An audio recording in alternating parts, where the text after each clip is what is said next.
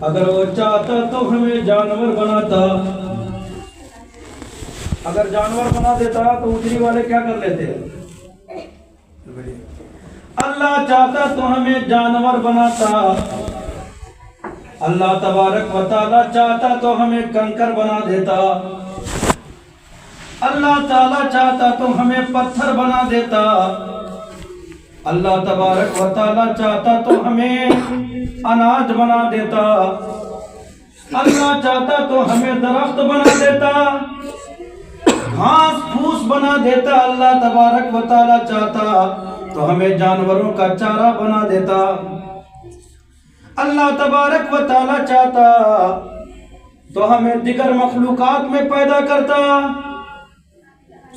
ہم لوگ کچھ کر پاتے؟ کچھ نہیں کر پاتے۔ اگر وہ جانور ہی بنا دیتا، بندر بنا دیتا تو کیا کر لیتے؟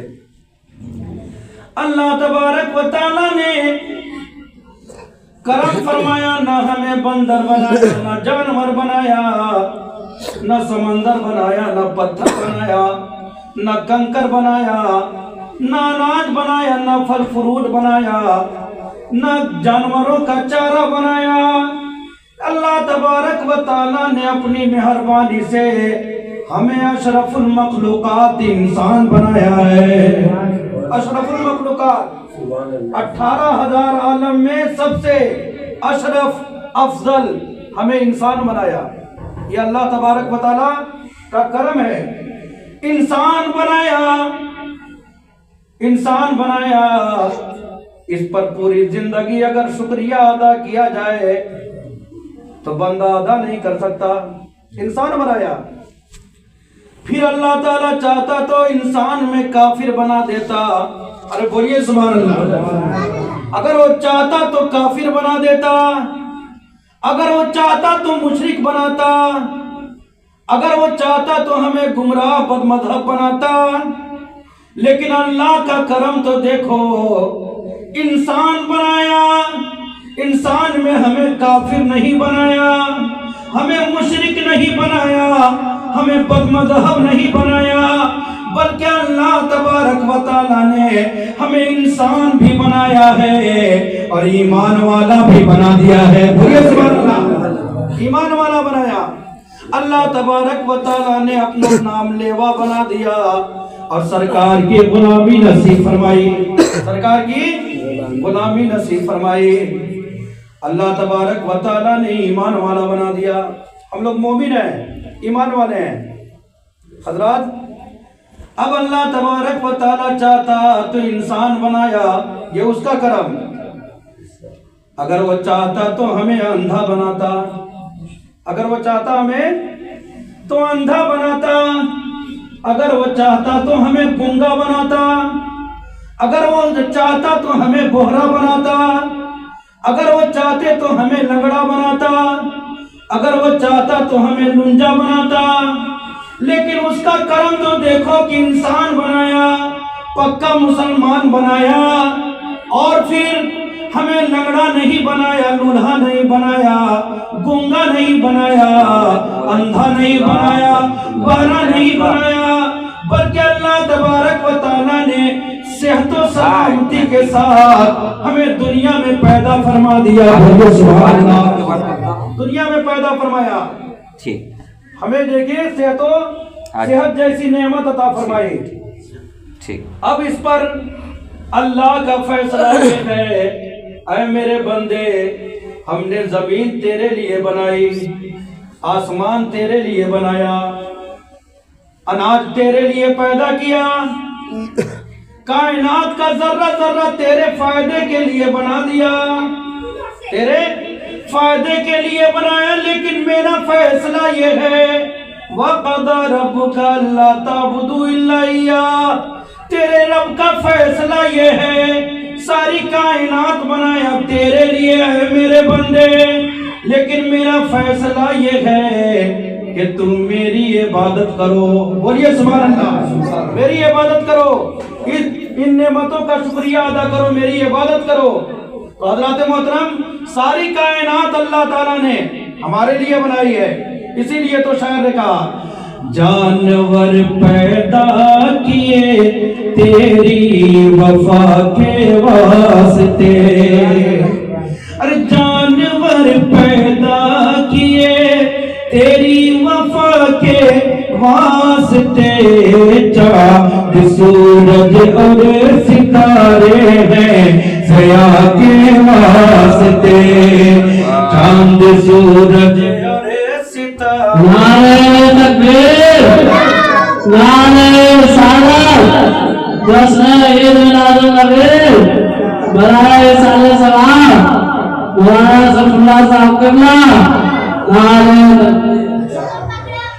جانور پیدا کیے تیری وفا کے واسطے، چاند سورج اور ستارے ہیں ضیا کے واسطے، کھیتیاں سرسبز ہیں تیری غذا کے واسطے، سب جہاں تیرے لیے ہے تو خدا کے واسطے، سب جہاں تیرے لیے ہے تو خدا کے واسطے۔ حضرات، تو اللہ تبارک و تعالیٰ نے فیصلہ فرمایا تم اس کی عبادت کرو۔ آنکھ دیا، اس کی روشنی کوئی دنیا کی قیمت دے دے، پوری دنیا دے دے، اور کہا دے کہ دونوں آنکھیں دے دو، دے دیں گے؟ کوئی نہیں دیں گے۔ اللہ نے ایسی نعمتیں دیا ہے جس کا کوئی نعمت بدل نہیں ہے، کوئی بدل نہیں ہے اس کا، کوئی اس کا مقابل نہیں۔ حضرات محترم، بندہ اس آنکھ کا شکریہ ادا کرنا چاہے نا تو اس آنکھ کا بھی شکریہ ادا نہیں کر سکتا۔ جو سانس لے رہے ہیں ہم، کرونا میں آکسیجن کی قیمت کیا تھی؟ ذرا پوچھئے کسی سے، کرونا میں 1 گھنٹے میں آکسیجن کا کتنا دام دینا پڑتا تھا۔ اللہ تبارک و تعالیٰ نے دن رات میں ہم بندوں کے لیے ہر طرف آکسیجن ہی آکسیجن فری میں عطا فرما دیا ہے۔ بندہ اس پر شکریہ ادا کرے تو پوری زندگی ادا نہیں کر سکتا۔ اللہ کا فیصلہ یہ ہے کہ تم اسی کی عبادت کرو، اسی کی عبادت کرو۔ اور فرمایا وَبِالْوَالِدَيْنِ إِحْسَانًا، عبادت کرو اللہ کی اور اپنے ماں باپ کے ساتھ احسان کرو، اپنے ماں باپ کے ساتھ احسان کرو۔ یہ علی جناب اشرف صاحب قبلہ الحمدللہ انہوں نے ذکر خدا اور ذکر رسول صلی اللہ علیہ وسلم کی محفل کا انعقاد کیا۔ یہ زندگی میں بھی خدمت کر رہے تھے، بعد وفات بھی اپنے والدین کی خدمت کرتے ہوئے نظر آ رہے ہیں۔ بالوالدین احسانہ، یہ نہیں فرمایا کہ تم دنیا میں احسان کرو، بلکہ دنیا میں بھی ان کے ساتھ بھلائی کا برتاؤ کرو، جب وہ قبر میں چلے جائیں تب پر بھی بھلائی کا برتاؤ کرتے رہو۔ حضرات محترم، بالوالدین احسانہ، والدین کے ساتھ احسان کرو۔ تو اللہ نے اپنی عبادت کا ذکر فرمایا، پھر ماں باپ کی اطاعت کا ذکر فرمایا۔ اسی آیت میں اللہ نے اپنی عبادت کے ساتھ ماں باپ کی اطاعت کا ذکر فرمایا۔ کیوں؟ اس کی وجہ یہ ہے کہ اللہ تعالیٰ چاہتا تو ہمیں آسمان سے ٹپکا دیتا، نازل کر دیتا۔ اللہ چاہتا تو ہمیں زمین سے اگا دیتا، اللہ چاہتا تو ہمیں درخت سے پیدا کر دیتا، اللہ چاہتا تو حضرت صالح علیہ السلام کی اونٹنی کی طرح پتھر سے ہمیں نکال دیتا، لیکن اللہ تبارک و تعالیٰ نے ہمیں آسمان سے نازل نہیں فرمایا، زمین سے نہیں اگایا، درخت سے پیدا نہیں کیا، پتھر سے ہمیں نہیں نکالا، بلکہ اللہ تبارک و تعالیٰ نے حقیقتاً پیدا کرنے والا اللہ ہے، لیکن پیدائش کا ذریعہ اللہ تعالیٰ نے ماں باپ کو بنا دیا ہے، ماں باپ کو بنایا ہے۔ اسی لیے اللہ تعالیٰ نے اپنی عبادت کے ساتھ ساتھ ماں باپ کی اطاعت کا بھی ذکر فرما دیا ہے، ماں باپ کی اطاعت کا ذکر فرمایا۔